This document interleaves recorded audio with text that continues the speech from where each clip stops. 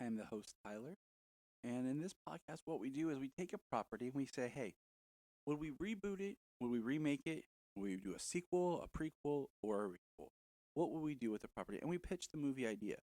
Some previous episodes was more intricals, where we kind of do a sequel in between two films or something like that. And we just kind of pitch ideas. And it's a fun time. And sometimes I'm with a co host, sometimes I'm by myself. And that's the podcast. So sit back, and if you're a movie lover, just enjoy. Okay, Tyler Scream 7 pitch. There's been nothing come out about this film. We pretty much know it's going to happen with as well as 6 is doing. But this note.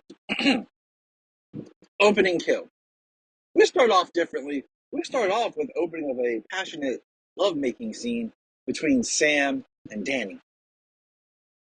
It's a wonderful, wonderful just expression of their romance. Maybe they're coming home from dinner, or they're coming home from seeing a movie. There we go. And they're in their apartment, and it cuts. We hit a quick black, and then the phone rings.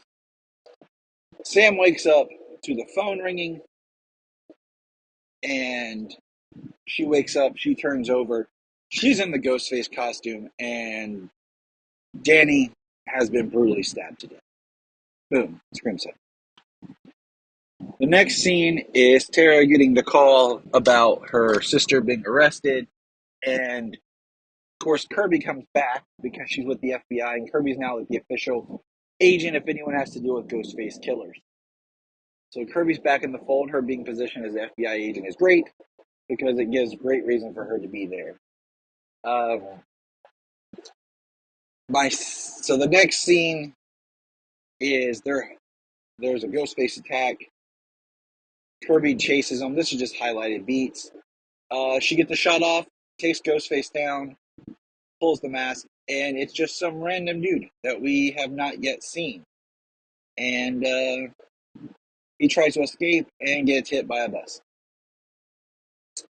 He's later ID'd as just being some low-level thug. Okay. Chad is still the heart of the show, but he's got some issues with all his stabs. He doesn't have the strength and the upper body power that he once had. He's not as athletic. He lost his athletic scholarship that we find out he got for college. Then we get a ring, and it's Sydney and her husband Mark. They're at home. Yes, I'm bringing them back. But so then they get attacked, and their children are not there. Their children are with Mark's parents at the time being, and they get attacked. Mark being a police officer. Yes, this is Kincaid from the previous Scream 3, as the line was dropped in Scream 5. And they get attacked, and they both get killed. Yes, I'm going that way because I like to tie up loose ends. It's my pitch. This is the final Scream. And we'll see. But, this killer is changing it up. Blah, blah, blah. Hijinks ensue. Sam, was in police custody, so they know Sam wasn't the killer of Sydney. They also have the one low-life thug, and they're not sure what to do as they're trying to prove Sam's innocent, but they can't. All right. Hijinks askew. New people die, yada, yada, yada. Gail gets attacked in her apartment. She's not in the movie other than her attack scene. This group, there are two Ghostface that attack her. She goes down. All right. So skip to the end. Big scene at the end. We meet a person that we met earlier because, like all things, there is a documentary, like streaming series, documentary pseudo true crime thing being made about the Woodsboro stab murders. So it's kind of doing this retroactive telling us the story of all the different films and the Stab franchise and how it's affected. There's interviews with anyone and everyone that's been affected by this, which isn't many people left. Old clips and stuff from previous characters interviews. So there'd be we would see Cotton again from an old interview. We'd see Randy again from an old interview. And this we have the people putting it together. We have the documentary team, and we have the editors, okay, and the producer. All right, skip to the end, big reveal. We meet the character that Brian and I kind of loosely had dubbed the producer. We had the director, we had the film students, we had the producer and his partner, the screenwriter, for just generalized terms. Now, what we learn here is this guy was a early independent film producer, struggling kind of person, and he gave Roman his first job, in which Roman directed the music video and stuff that he won in Roman's first indie picture, elevating Roman to be able to get his job in Stab 3. And what we learn is he kind of was there supporting Roman, but when things happened, he was the one that helped Milton. It was Milton's kind of producing partner, low level. But what he did behind the scenes is, over time, he has acquired the rights to the Stab franchise. He is acquired the rights for the publishing. He's basically the CEO of the company that owns the rights to Stab franchise, to the merchandising from Stab, the book publishing. He makes all the money. And what it comes down to, any franchise of why you continue, is money.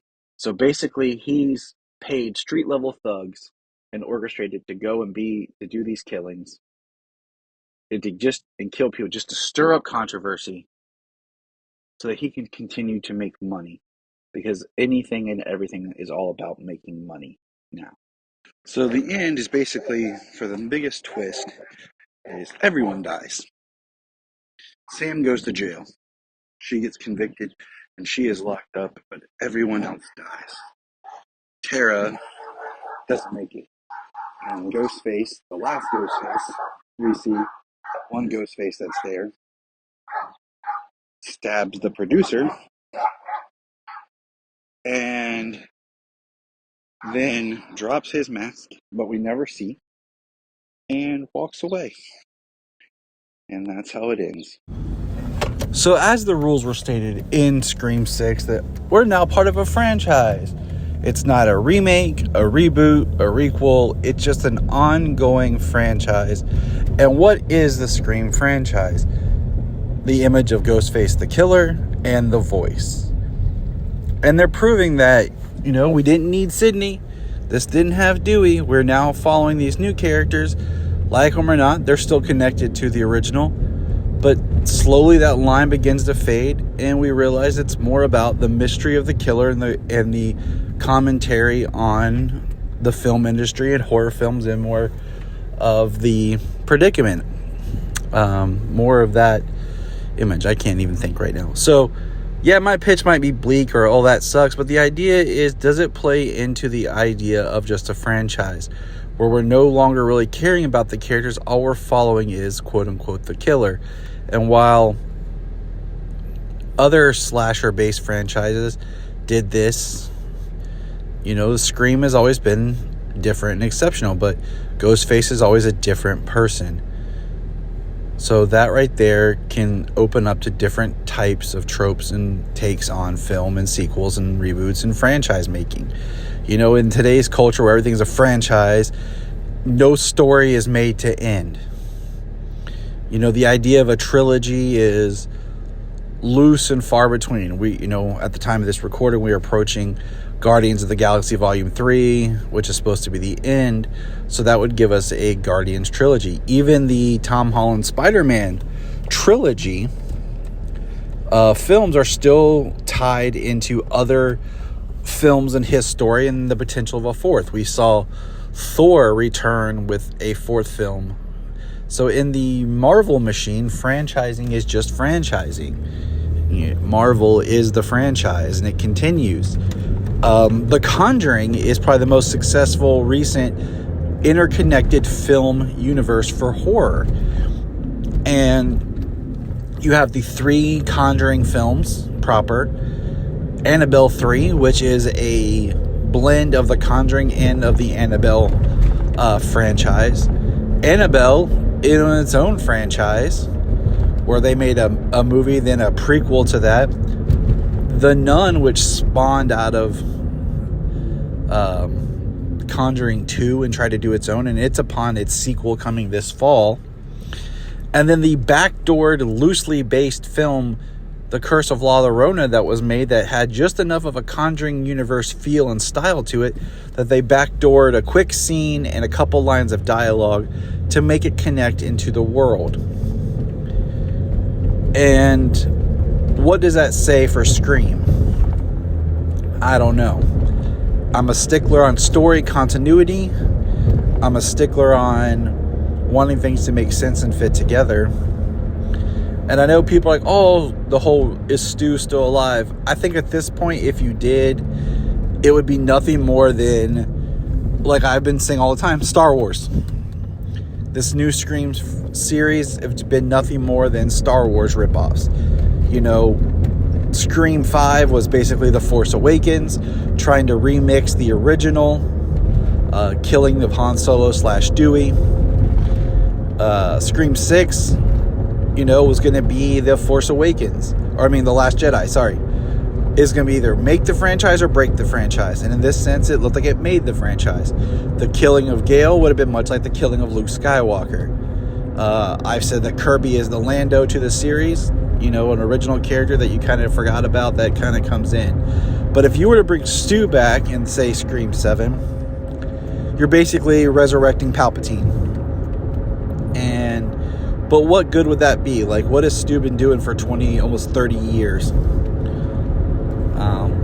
You know, last year we saw the hate of the proposed new trilogy, if we're talking about trilogies, which in this case was more of a quadrilogy of the Halloween series.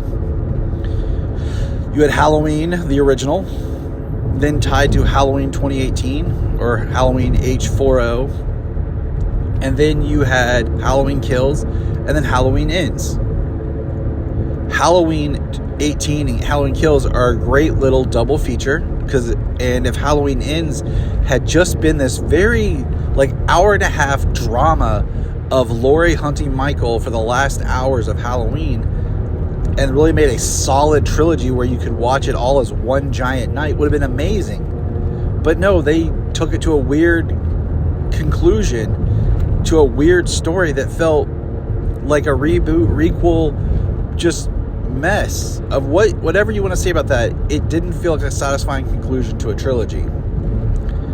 It didn't feel like it ended that arc. So that is the most recent example of modern horror that still kind of breathes from the same ground as the Scream. So all this to say, that's my pitch. It's just a pitch. It's an interesting story. You know, I've thought about this before, where you could take it. I thought it'd be interesting if we went back to Woodsboro just for a scene, and we find out that one of the boys that Principal Hembry had brought into his office actually became the principal of the high school. Kind of going back to some of these characters that were in the background in the first film, like some of the, the people that were at the party that left, same cats. And see maybe just how Woodsboro as a town is healing, and not have the violence there, but maybe the final shot of the series is some sort of memorial or a support group for survivors of Ghostface, or something that honors all those that have come and gone and what that image has done to that town. I don't know, but that's my pitch.